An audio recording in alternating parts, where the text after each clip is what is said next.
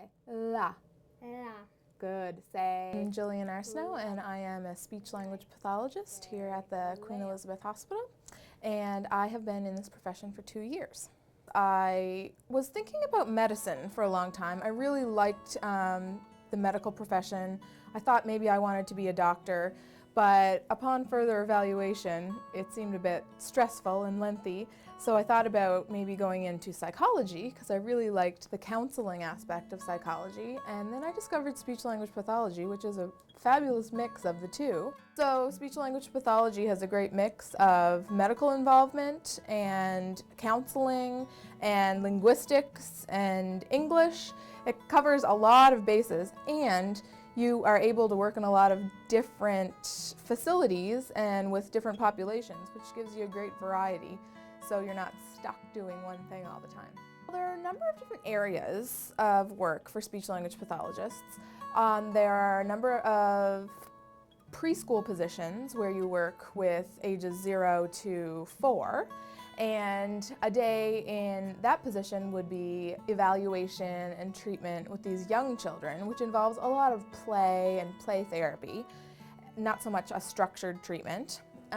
In that position you would be collaborating a lot with doctors and parents, so you would be having a lot of meetings, case conferences to communicate between those people.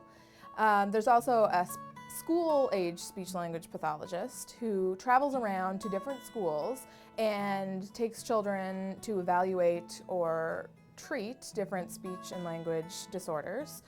And that also involves having a lot of meetings with principals, teachers, educational assistants. So it's a lot of collaboration to try and come up with a treatment plan that can be implemented in a classroom. So that could also involve classroom observations or group therapy sometimes. The main skill you need to be a successful speech-language pathologist is good communication skills.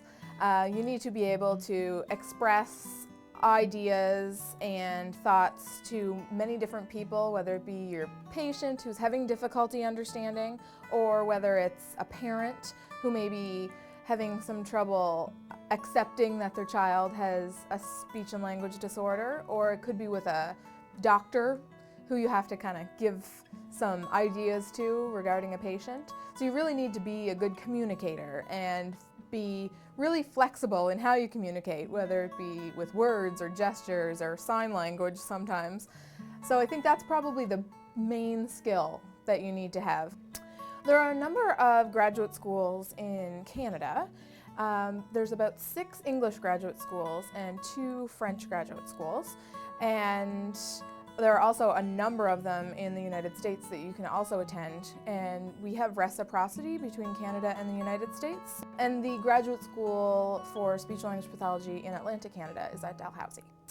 I believe the best rewards of a speech-language pathologist are helping someone to communicate when they have been unable to communicate for a long time. So whether it be a child who hasn't been able to say certain words or hasn't been able to communicate with their parents or communicate their wants and needs, or an adult who perhaps has had a stroke or a brain injury and has been unable to communicate their wants and needs, I think being the first person to be able to communicate with someone or giving them the tools to communicate with someone is probably the best reward. The best thing about my job is getting to interact with people on a daily basis, and you get to have close emotional bonds with people, and they tell you so many things, and it's just great to have that hands-on kind of people-first experience.